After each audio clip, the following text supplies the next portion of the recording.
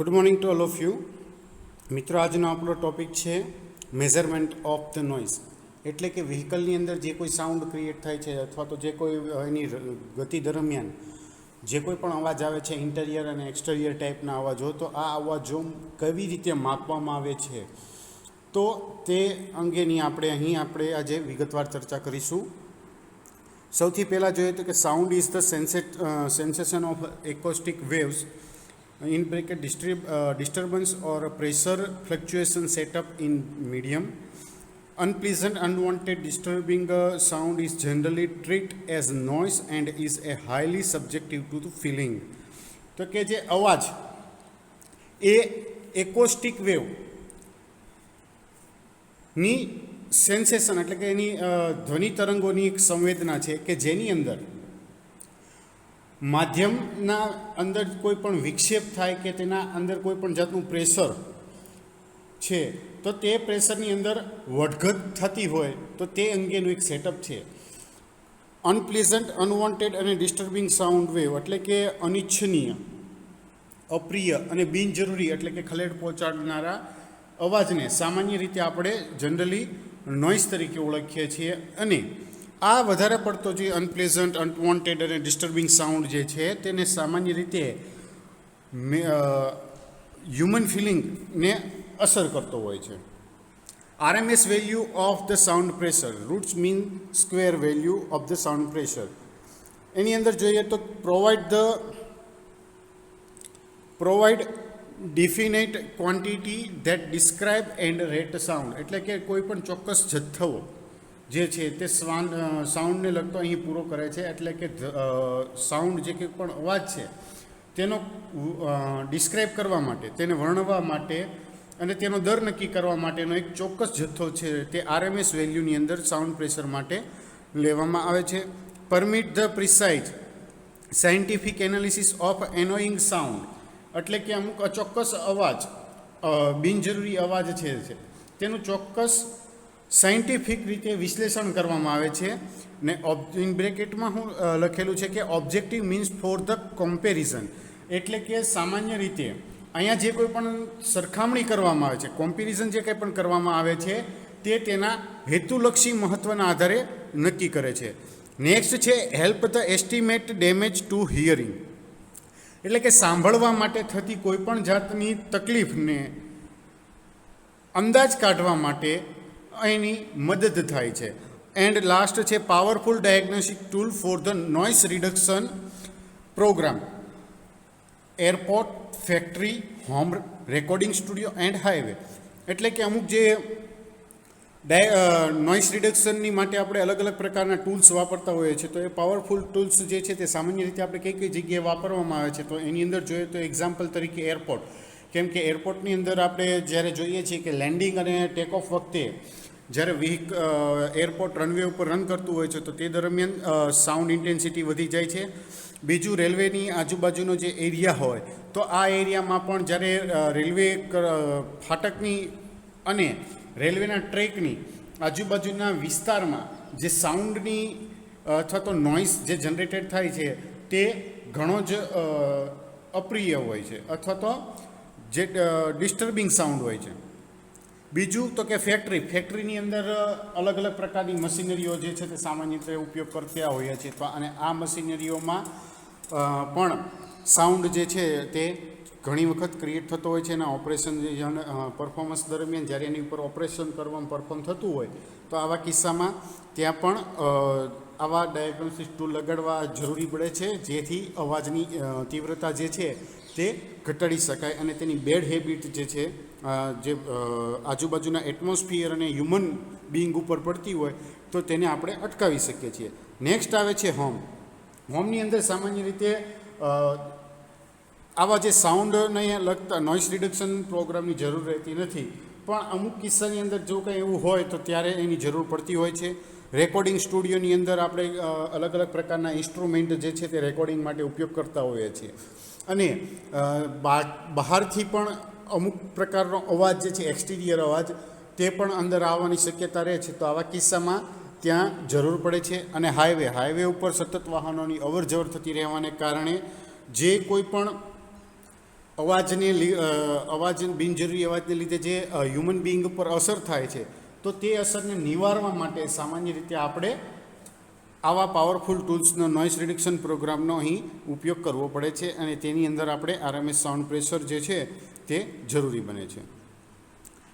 Next હવે આપણે આગળ જોઈએ તો નોઇસ મેઝરમેન્ટ માટે જે મેથડ છે એની અંદર એક કઈ રીતે ગણતરી કરવામાં આવે છે આરએમએસ વેલ્યુની, તો કે generally noise measurement is use pressure intensity or energy produce the sound, કે સાઉન્ડની સામાન્ય રીતે અવાજ દ્વારા જે કોઈ પણ સાઉન્ડ ઇન્ટેન્સિટી પ્રેશરની ઇન્ટેન્સિટી અથવા તો તેની જે કોઈ પણ પ્રકારની એનર્જી પ્રોડ્યુસ થાય છે તે સામાન્ય રીતે અવાજના માપવા માટે નોઇસ મેજરમેન્ટ માટે આપણે અહીં ઉપયોગ કરતા હોઈએ છીએ. Root mean square value of the sound pressure, તો કે સાઉન્ડ પ્રેશર માટે આરએમએસ વેલ્યુ કઈ રીતે ફાઇન્ડ આઉટ કરવામાં આવે છે, કઈ રીતે શોધવામાં આવે છે તેની અંદર જોઈએ તો કે mean energy associate with the sound waves is fundamental feature energy is proportional to the square amplitude.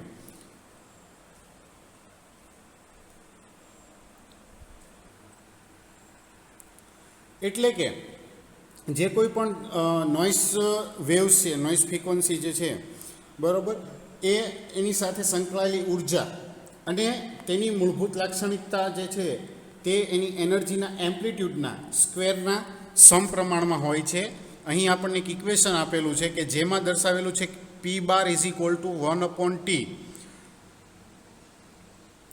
સંકલન 0 to T integration 0 to T in bracket P into T bracket over square into dt raised to 1 divided by 2. So P bar is equal to 0.707 into small a for harmonic wavelength, harmonic sound wave. એટલે કે પી બારનું જે સૂત્ર જે finally આપણને અહીંયા મળે છે તે 0.0707 એ હાર્મોનિક સાઉન્ડ વેવ માટે અહીં મળે છે. હવે the range of the RMS fluctuation for the human ear here 0.0002 newton upon millimetre square in threshold of hearing to 20 Newton upon meter square, sensation of the pain at atmospheric pressure of 1000000 Newton upon meter square. એટલે કે human માનવ જે છે આપણે કાન એના માટે આરએમએસની જે વધઘટની range છે તે 0.4 × 0 × 2 એટલે કે 0.00002 ન્યૂટન અપોન મીટર સ્ક્વેર છે. કયા તો કે સાંભળવાના કિસ્સામાં, થ્રેશોલ્ડ ઓફ ધ હિયરિંગ, સાંભળવાની મર્યાદામાં. 20 newton upon metre square sensation of the pain, એટલે કે 20 ન્યૂટન અપોન મીટર સ્ક્વેર જે છે તે પેઇનની સેન્સેશન એટલે કે જે કંઈ પીડા જે થાય છે તેની સંવેદનાને આધારે, અને 1 lakh newton upon metre square 10 lakh newton upon metre square atmospheric pressure, newton upon metre square atmospheric pressure ઉપર જે છે તે આ આરએમએસની જે વેલ્યુ છે તે ફ્લક્ચ્યુએટ થતી હોય છે. The atmospheric pressure 10⁵ newton upon metre square, so the peak pressure associate with the loudest sound is 3500 time smaller than the atmospheric pressure. એટલે કે જે મોટા અવાજ સાથે સંકળાયેલું પીક પ્રેશર જે છે તે વાતાવરણના દબાણ સામાન્ય રીતે આપણે જોવા જઈએ તો 10⁵ છે. એટલે જે કંઈ પણ જાતની જે હાઈ પ્રેશર ઇન્ટેન્સિટી હશે, પીક પ્રેશર જે મોટા પ્રમાણમાં અવાજ કરતો હોય છે, તો તેનું દબાણ કરતાં 3500 ગણું નાનું હોય છે.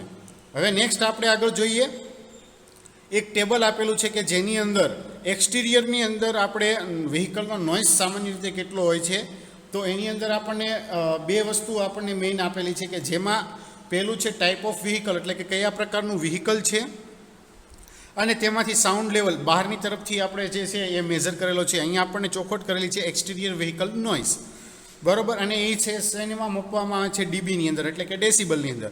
જો પર્સનલ કાર હોય તો તેની અંદર સામાન્ય રીતે સાઉન્ડ લેવલ જે છે તે 74 dB જેટલું હોય છે.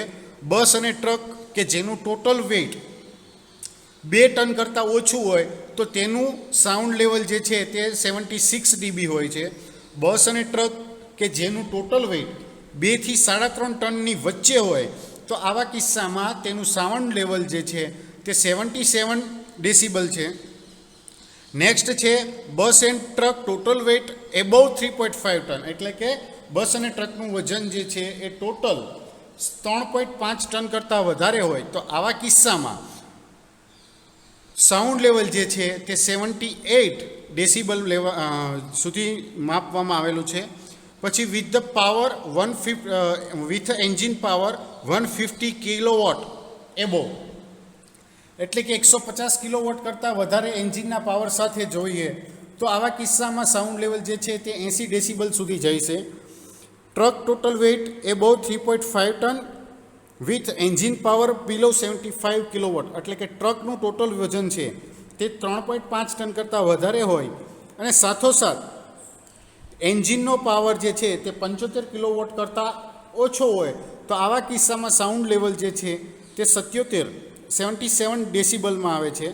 With engine power below 75 kilowatt to 150 kilowatt, એટલે કે 75 કિલોવોટથી 150 કિલોવોટમાં તેના કરતાં નીચેના કિસ્સાની અંદર જોવા જઈએ તો સાઉન્ડ લેવલ ડેસિબલમાં છે 78 and last engine power above 150 kilowatt, એટલે કે 150 કરતાં એન્જિનનો પાવર હોય તો આવા કિસ્સામાં સાઉન્ડ લેવલ જે છે તે 80 ડેસિબલ તરીકે આપણે લેવામાં આવેલું છે. નેક્સ્ટ હવે આગળ જોઈએ તો most common source of mechanical noise. સામાન્ય રીતે વાહનની અંદર મિકેનિકલ સાઉન્ડ જે થતો હોય છે, મિકેનિકલ નોઇઝ જે થાય પ્રોડ્યુસ થાય છે તો એ કયા સોર્સમાં આવે છે તે જોઈએ તો piston slap which is generated when the piston move from side to side during the engine cycle, એટલે કે એન્જિનની સાયકલ આપણે જનરલી છે સક્શન, કોમ્પ્રેશન અને પાવર એક્ઝોસ્ટ. તો આ જે ચાર સાયકલ પૂરી કરવા માટે જે પિસ્ટનની મૂવમેન્ટ ટીડીસીથી બીડીસી અને બીડીસીથી ટીડીસી તરફ જતું હોય છે, તો જ્યારે પિસ્ટન જે છે તે ટીડીસીથી બીડીસી તરફ આવતો હોય કે બીડીસીથી ટીડીસી તરફ જતો હોય છે તો આ વખતે તેનો ઉપરનો ભાગ તેની સિલિન્ડર વોલ સાથે થોડોક પ્રમાણમાં અથડાતો હોય છે, સ્લેપ થાય છે પિસ્ટનનો, તો ત્યારે મિકેનિકલ સાઉન્ડ જે છે તે જનરલી ક્રિએટ થતો હોય છે. નેક્સ્ટ છે timing gear rattle which is generated when the teeth of gears impact, એટલે કે ગિયરના દાંતા જે છે એ ટાઈમિંગ ગિયરની અંદર જ્યારે રેટલ સાઉન્ડ થતો હોય છે ત્યારે તેને અસર કરતા હોય છે. It is coupled to torsional vibration of the crankshaft. ક્રેન્કશાફ્ટના ટોર્સનલ વાઇબ્રેશનને કારણે અહીં પણ સાઉન્ડ જે છે તે જનરેટ થતો હોય છે. Bearing noise which is generated by impact and vibration cause by the throw force during the engine cycle, તો કે એન્જિન સાયકલ દરમિયાન બેરિંગમાં થતો અવાજ કે જે એન્જિનની સાયકલ દરમિયાન થતો હોય છે અને આ વખતે થ્રો ઉપર જે છે તે ફોર્સની અસરને કારણે તેમાં વાઇબ્રેશન પણ ક્રિએટ થતું હોય છે. તો સામાન્ય રીતે વ્હીકલની અંદર આવી રીતે મિકેનિકલ નોઇઝ છે તે ક્રિએટ થવાની સંભાવનાઓ છે તે આ રીતે આપણે જોઈ શકીએ છીએ. નેક્સ્ટમાં હવે આગળ જોઈએ તો એન્જિન અને એક્ઝોસ્ટ એન્ડ ઇન્ટેક નોઇઝ. તો કે the fundamental frequency of the cycle 4-stroke engine running with the speed and RPM is equal to F is equal to N into small n divided by 60. તો કે speed અને RPM સાથે ચાલતું એક engine કે જે એન આરપીએમથી ફરે છે, 4-stroke એન્જિન જે છે તે એન આરપીએમની સ્પીડ ઉપર ફરતું હોય તો તેના માટેની ફ્રીક્વન્સી છે તે નીચેના સૂત્ર મદદથી આપણે મેઝર કરી શકીએ છીએ કે જેનું સૂત્ર છે F is equal to N into small n divided by 60, where capital N divided by 60 is the engine speed expressed in hertz and division with the 2 has to with the fact that the crank make the 2 revolution per engine cycle. એટલે કે જ્યારે m divided by 60 છે તે હર્ટ્ઝની અંદર એન્જિનની speed દર્શાવવામાં આવેલી છે અને તેની સાથે જે આપણે બે અલગ અલગ પ્રકારના જે ડિવિઝન અહીંયા છે તે દર્શાવે છે કે જે એન્જિન સાયકલ દરમિયાન ક્રેન્કશાફ્ટના 2 રિવોલ્યુશન જે છે તે દર્શાવે છે. Exhaust and intake noise spectra are often expressed in engine order when the frequency has been normalized by n divided by 60. The engine speed expressed in hertz for 4-cylinder engine. The second order would therefore be fundamental, and 6-cylinder engine it would be third order. એટલે કે exhaust અને intake noise જે છે તેનો સ્પેક્ટ્રા ઘણી વખત એન્જિનના ઓર્ડરમાં દર્શાવવામાં આવતો હોય છે અને જ્યારે n ડિવાઇડેડ બાય 60 દ્વારા જે ફ્રીક્વન્સી છે તેને દર્શાવવામાં આવે છે. જે એન્જિનની સ્પીડ જે છે તેને હર્ટ્ઝમાં મેળવવામાં આવે છે અથવા તો તેને બતાવવામાં આવે છે. એટલે 4 સિલિન્ડર એન્જિન માટે બીજા ઓર્ડર જે છે તે સામાન્ય રીતે ફંડામેન્ટલી લેવામાં આવે છે, જ્યારે 6 સિલિન્ડર એન્જિન માટે તેનો ઓર્ડર હશે તે ત્રીજા નંબરનો હશે. અહીંયા જે એન જે છે તે જે પહેલો એન જે છે તે સ્પીડ દર્શાવે છે, જ્યારે બીજો એન જે છે સ્મોલ એન તે કેટલા સિલિન્ડરની સંખ્યા છે તે અહીં આપણને દર્શાવે છે અને તેની મદદથી ફ્રીક્વન્સી જે છે તે ઇન્ટેક અને એક્ઝોસ્ટ નોઇઝની આપણે લેવામાં આવતી હોય છે. Next, measurement of the noise. The distinguishing factor among the 3 type of meters is tolerance allowed on the frequency response and directional response, which are controlled by the microphone. તો કે માપ લેવા માટે અવાજના સંપર્કમાં આવતા તમામ ડિવાઇસીસ માટે SLM જે છે તેનો ઉપયોગ કરવામાં આવે છે અને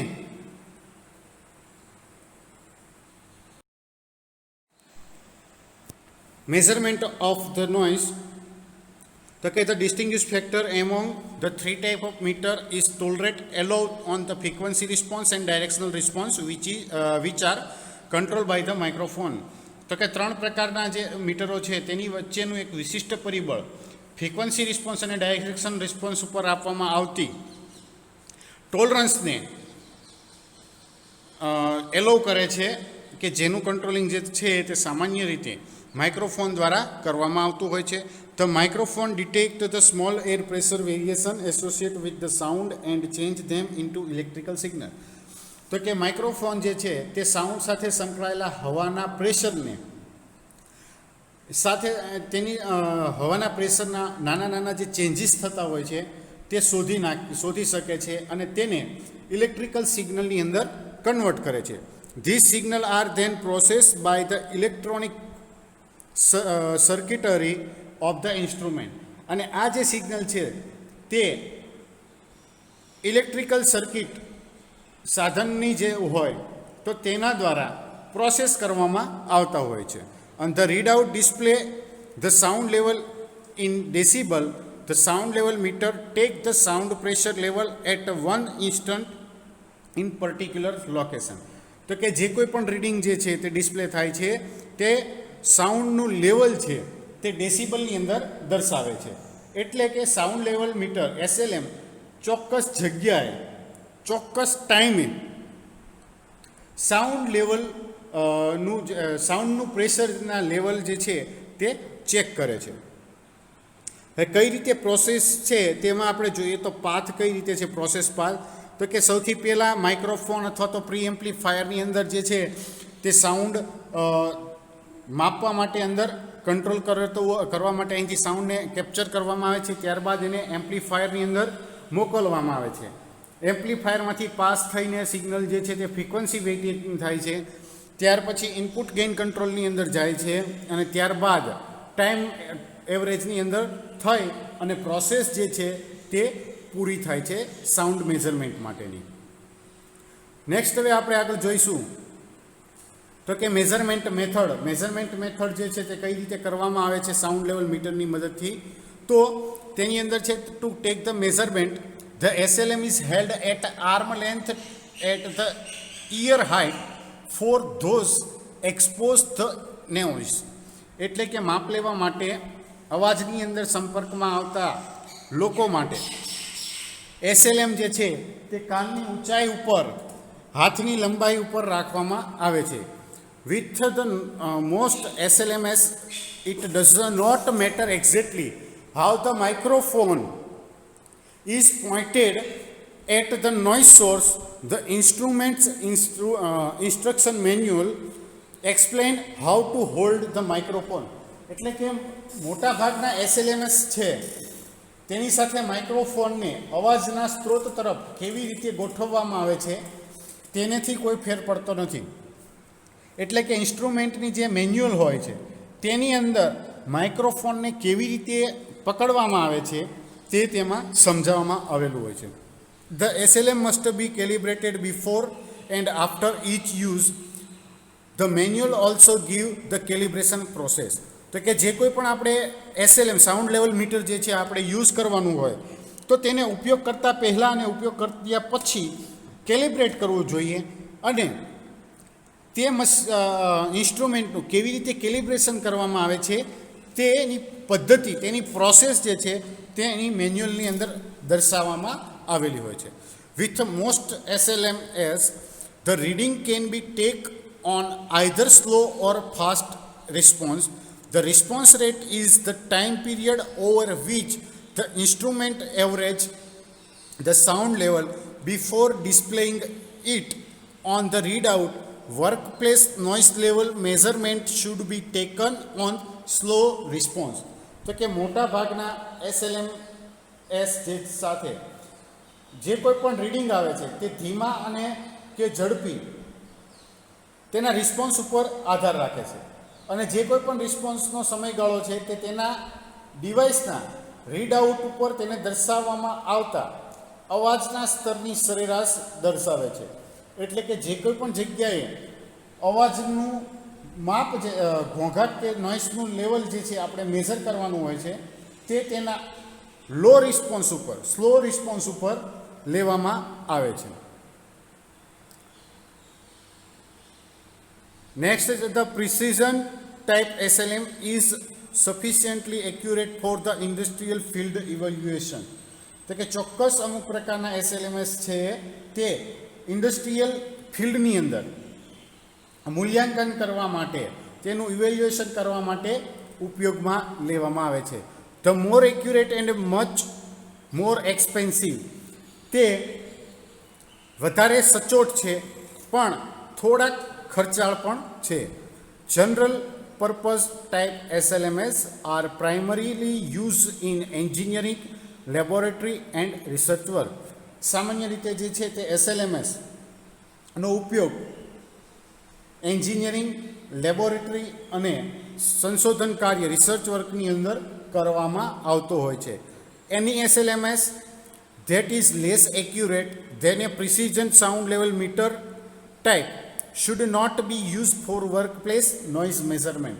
કોઈ પણ SLM કે જે ચોક્કસ સાઉન્ડનું લેવલ જે છે સાઉન્ડ લેવલ મીટર આ પ્રકાર કરતાં ઓછું એક્યુરેટ હોય તો તેના કિસ્સામાં જે જગ્યાએ નોઇસ મેઝરમેન્ટ કરવાનું હોય તો ત્યાં આવા લેસ એક્યુરેટવાળા SLMનો ઉપયોગ બને ત્યાં સુધી કરવો નહીં.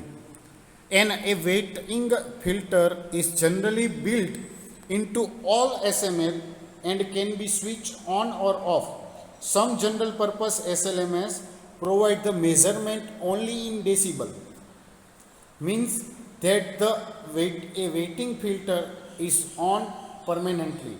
તો કે ફિલ્ટર જે છે તે સામાન્ય રીતે બધા SLMની અંદર બનાવવામાં આવે છે અને તેને ચાલુ અને બંધ કરી શકાય છે, ઓન ઓફ કરી શકાય છે.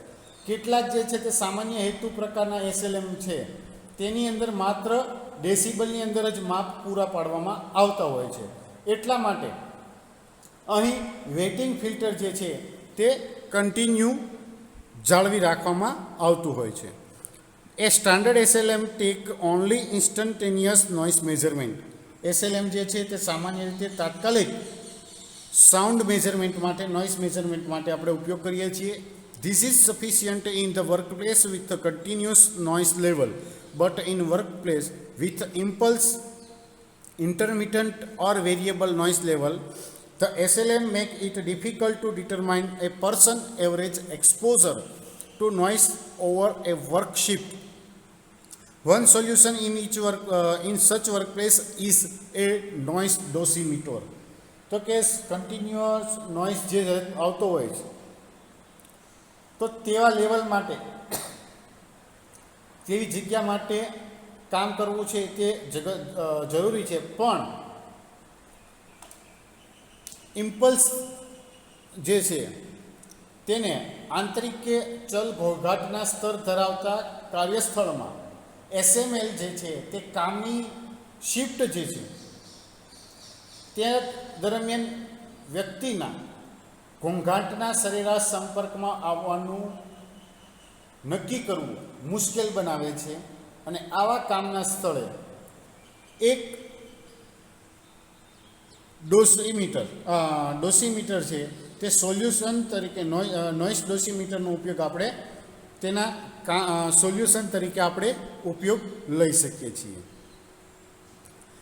નોઇસ ડોસીમીટર, તો કે noise dosimeter is a small light device that clip to a person's belt with a small microphone that fasten to the person's collar closer to an ear.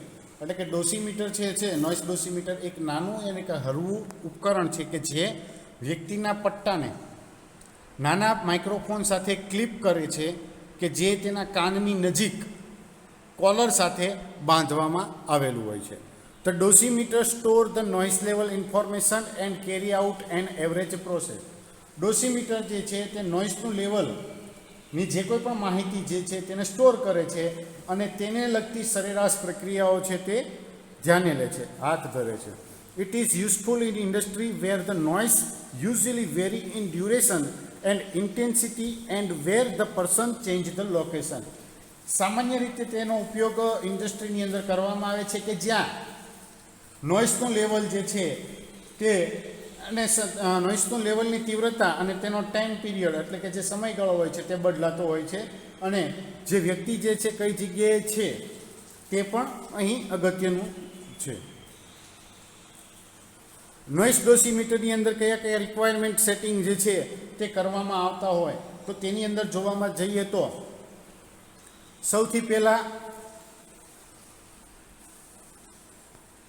Exchange rate, પછી છે criterion level અને third one is threshold. તો સૌથી પહેલાં આપણે ચર્ચા કરીશું criterion level અંગે. તો ક્રાઇટેરિયન લેવલની અંદર જોવા જઈએ તો અઠવાડિયાની અંદર 5 દિવસ દરરોજ 8 કલાક એક્સપોઝરની મર્યાદા માપદંડના સ્તર જે છે તે ઘણા અધિકાર ક્ષેત્ર માટે 90 ડેસિબલ, કેટલાક માટે 85 ડેસિબલ અને કેનેડિયન સંગીત ક્ષેત્રની અંદર જોવા જઈએ તો 87 ડેસિબલ રાખવામાં આવેલા છે. અને આ જે માપદંડ છે તેનું સ્તર જે ઘણી વખત LC તરીકે સંક્ષેપની અંદર આપવામાં આવતું હોય છે તે જે છે તે સંપૂર્ણ 8 કલાકની પાળી હોય, કામ કરવાની જે પાળી શિફ્ટ હોય તેના માટે મંજૂરી કરવામાં આવેલું એક સ્થિર કરેલું નોઇસનું લેવલ છે. નંબર 2ની અંદર છે એક્સચેન્જ રેટ. તો એક્સચેન્જ રેટની અંદર જોવા જઈએ તો જેમ જેમ સાઉન્ડ લેવલ જે છે તે LCથી વધતું જાય તેમ તેમ તેના માન્ય એક્સપોઝર ટાઈમ જે છે તે ઘટાડવો જોઈએ. માન્ય મહત્તમ એક્સપોઝર સમયની ગણતરી વિનિમય દરનો ઉપયોગ કરીને કરવામાં આવતી હોય છે જેને ડોઝ ટ્રેડિંગ સંબંધ અથવા તો ટ્રેડિંગ રેશિયો તરીકે ઓળખવામાં આવે છે. અહીંયા જે એક્સચેન્જ રેટ જે છે તે એક રકમ છે કે જેના દ્વારા જો એક્સપોઝરનો ટાઈમ છે તે અડધો થઈ જાય તો માન્ય ધ્વનિ સ્તર જે છે એટલે કે નોઇસ લેવલ જે છે તે વધી જાય છે. હાલમાં બે પ્રકારના એક્સચેન્જ રેટ છે તે સામાન્ય રીતે ઉપયોગમાં છે, વપરાશમાં છે. 3 dB એક્સચેન્જ રેટ અથવા તો 3 dB નિયમ અને 5 dB એક્સચેન્જ રેટ અથવા તો 5 dB નિયમ. આ બે એક્સચેન્જ રેટ જે છે તે 85 ડેસિબલ અને 90 ડેસિબલના માપદંડના લેવલ સાથે બે અલગ અલગ એક્સપોઝરની ગાઈડલાઇન જે છે તે આપે છે. નેક્સ્ટમાં જોઈએ તો 3 dB વિનિમય ઉપર 3 dB એક્સચેન્જ રેટ જે છે તે વધારે કડક છે.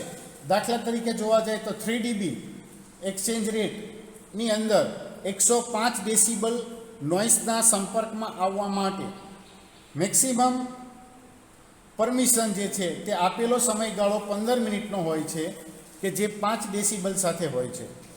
જ્યારે બીજા કિસ્સામાં જોઈએ તો કે મોટાભાગના જે નિષ્ણાતો છે તે 3 dBના નિયમને વધારે તાર્કિક માને છે અને તેઓની દલીલ છે કે જો નોઇસ લેવલ ડબલ થઈ જાય તો તેનો ઉપયોગ કરી શકાય અને તેના માટે તેનો સમય જે છે તે અડધો જ કાપવો જોઈએ. એટલે તે અનુસરે છે કે નોઇસના લેવલમાં દરેક 3 ડેસિબલ પર વધારા માટે મંજૂરી આપી શકાય છે તેવો સમય અડધો થવો જોઈએ જો 3 dB વિનિમય એક્સચેન્જ રેટ જે છે તેનો ઉપયોગ કરવામાં આવે તો જ આ સ્થિતિ યોગ્ય જણાય છે. નેક્સ્ટ આવે છે થ્રેશોલ્ડ. તો કે થ્રેશોલ્ડની અંદર નોઇસનું લેવલ તેની મર્યાદા કે જેની નીચે ડોસીમીટર જે છે તે નોઇસના લેવલનો ડોઝના ડેટાને કેપ્ચર કરતું નથી કે કલેક્ટ કરતું નથી.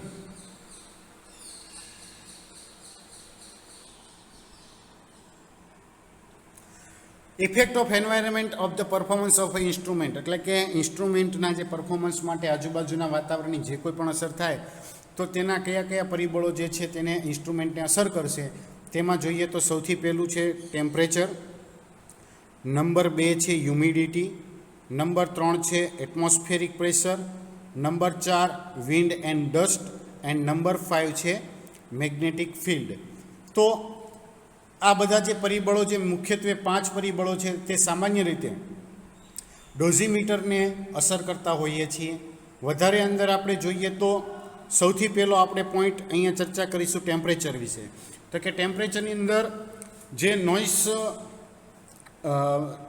લેવલ જે નોઇસ મેઝરમેન્ટ ડિવાઇસ છે તે -20 ફેરનહીટથી 140 ડિગ્રી ફેરનહીટ એટલે કે -29 ડિગ્રી સેલ્સિયસથી 60 ડિગ્રી સેલ્સિયસના તાપમાનની રેન્જ ઉપર ડિઝાઇન જે છે તે સ્પેસિફિકેશનની અંદર કામગીરી કરે તેવું હોવું જોઈએ.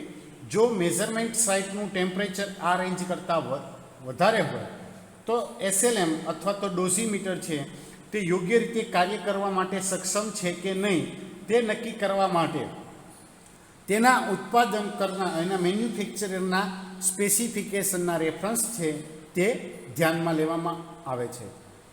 નોઇસ મેઝરમેન્ટ ડિવાઇસ છે તે ગરમ કે ઠંડા હવામાન દરમિયાન ઓટોમોબાઈલની અંદર સ્ટોર થઈ શકતા નથી કારણ કે તેનાથી વોર્મઅપ ડ્રિફ્ટ, ભેજનું કન્ડેન્સેશન અને નબળી બેટરી હોઈ શકે છે કે જે તમામ સાધનોની કામગીરીને અસર પણ કરતું હોય છે.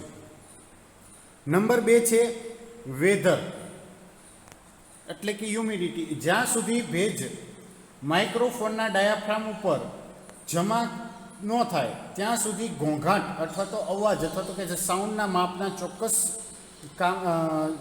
ના સાધનો જે છે તે ચોક્કસપણે કામ કરશે. જો વરસાદ વધારે પડતો હોય કે ભેજ વધારે પડતો હોય તો ચોક્કસ એક્સપોઝરની સ્થિતિમાં સમસ્યા આવવાની સંભાવના રહેલી હોય છે. નેક્સ્ટ છે એટમોસ્ફેરિક પ્રેશર. તો કે એટમોસ્ફેરિક પ્રેશરની અંદર વાતાવરણનું દબાણ અને ટેમ્પરેચર એ બંને જે છે તે નોઇસ લેવલના કેલિબ્રેટના ઉત્પાદનને અસર કરે છે. આ બે પરિબળમાં એટમોસ્ફિયરિક પ્રેશર જે છે તે વધુ મહત્ત્વનો ભાગ ભજવે છે. જ્યારે એકોસ્ટિકલ કેલિબ્રેટર ચેક કરતી વખતે હંમેશા એટમોસ્ફિયરિક પ્રેશર માટે સુધારા લાગુ કરવામાં આવે છે કે જે મેન્યુફેક્ચરરની મેન્યુઅલમાં સ્પષ્ટ રીતે દર્શાવેલું હોય છે.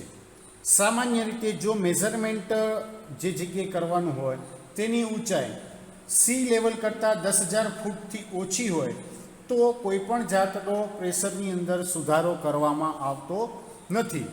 પણ જો માપણી સ્થળ એટલે કે જે જગ્યાએ મેઝરમેન્ટ કરવાનું છે એ મેઝરમેન્ટ માટેનું સ્થળ સી લેવલની 10,000 ફૂટ કરતાં વધારે ઊંચાઈ ઉપર હોય અથવા તો જે સ્થળે વાતાવરણ કરતાં વધારે દબાણ હોય તો ત્યાં તેને જાળવી રાખવામાં આવે છે. એટલે કે અંડર વોટર ટનલની અંદર જો કોઈ પણ જાતનું કામ કરવામાં આવેલું હોય તો તેવા કિસ્સામાં અહીં મેન્યુઅલ દરમિયાન જે કંઈ પણ માહિતી આપેલી હોય છે તે પ્રમાણે તેની અંદર ચેન્જીસ કરવામાં આવે છે. નેક્સ્ટ છે વિન્ડ એન્ડ ડસ્ટ એટલે કે ડોસીમીટર કે સાઉન્ડ લેવલ મીટરના માઇક્રોફોન ઉપર ફૂંકાતો પવન કે ધૂળ તેની અંદર ડિસ્ટર્બન્સ ક્રિએટ કરે છે કે જે માપના જે કોઈ પણ રીડિંગ આવે છે તો તેની અંદર ભૂલ એરર આવવાની સંભાવના રહેલી છે.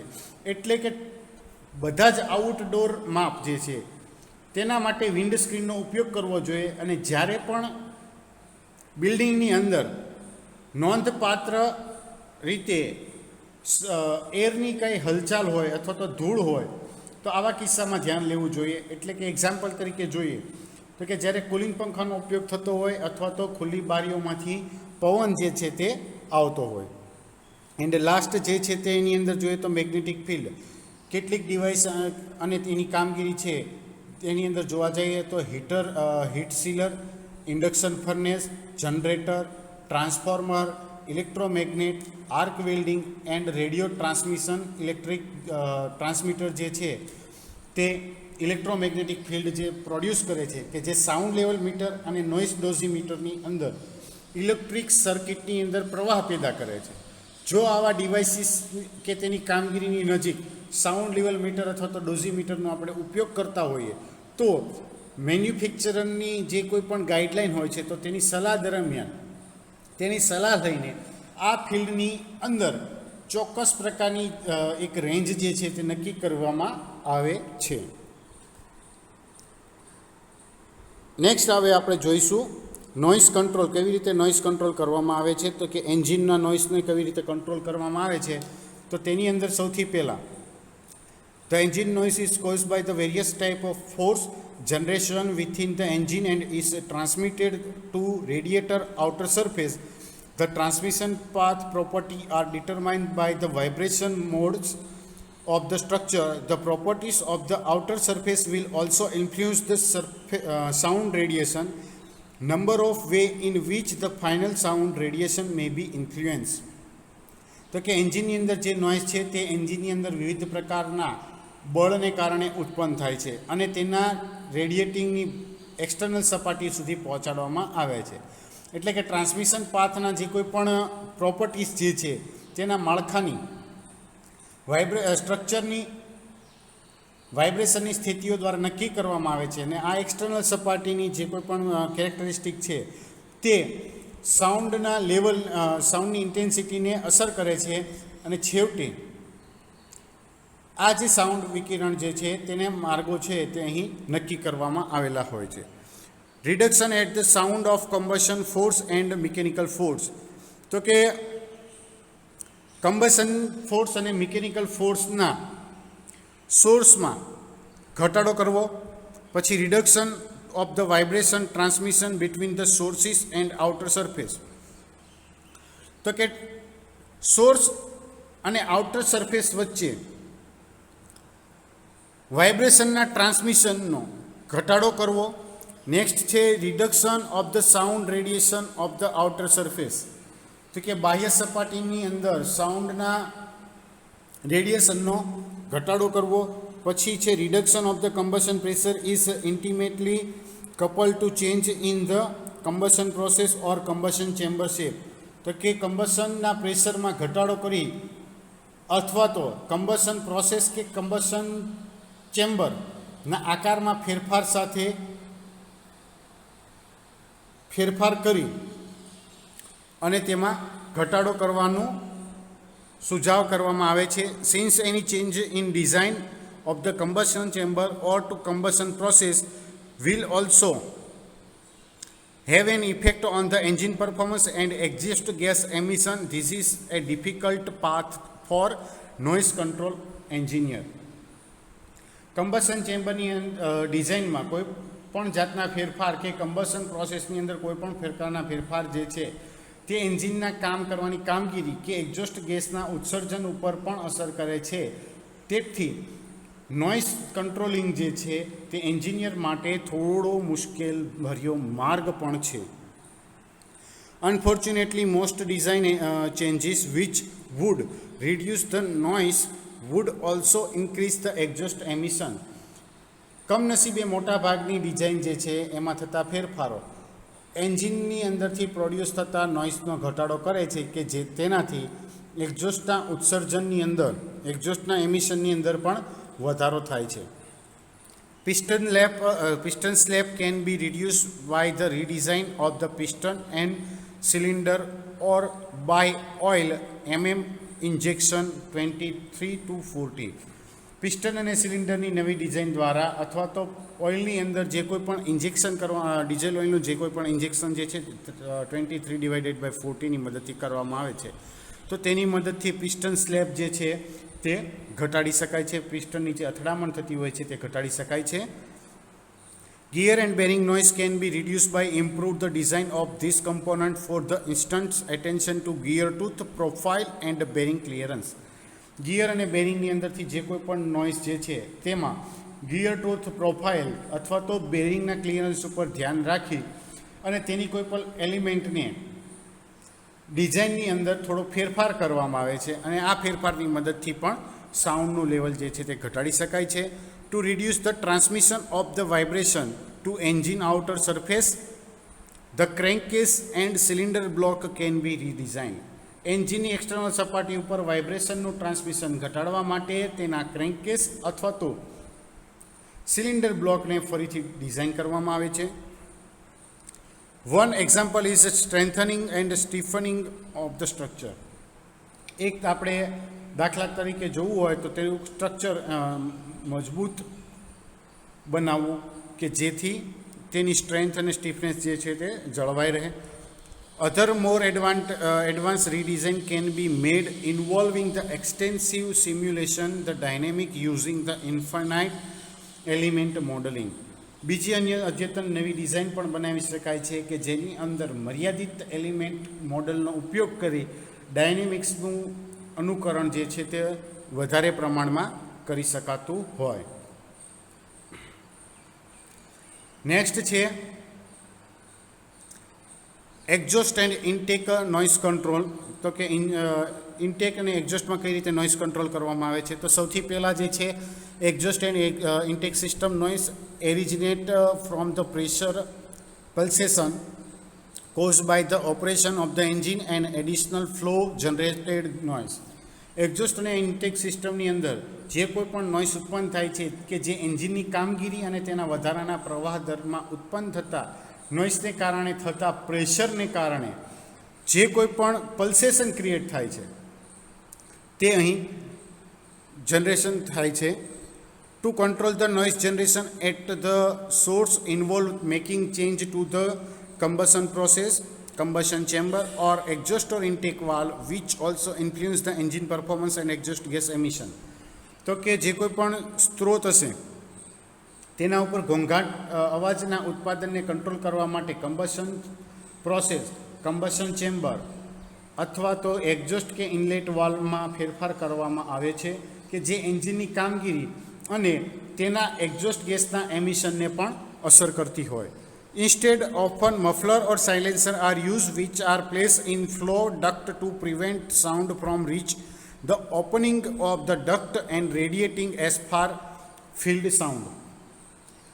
ઘણી વખત એની બદલે આપણે મફલર કે સાયલેન્સરનો ઉપયોગ પણ કરતા હોઈએ છીએ કે જે અવાજને બહારની તરફ પહોંચતા અટકાવવામાં આવે છે અને દૂર દૂર સુધી અવાજને થતા ફેલાવતા અટકાવવા માટે ફ્લો ડક્ટ પણ મૂકવામાં આવતું હોય છે. Reactive silencer do this by reflecting sound back toward the sound, while absorptive silencer attenuate sound using the absorbing material.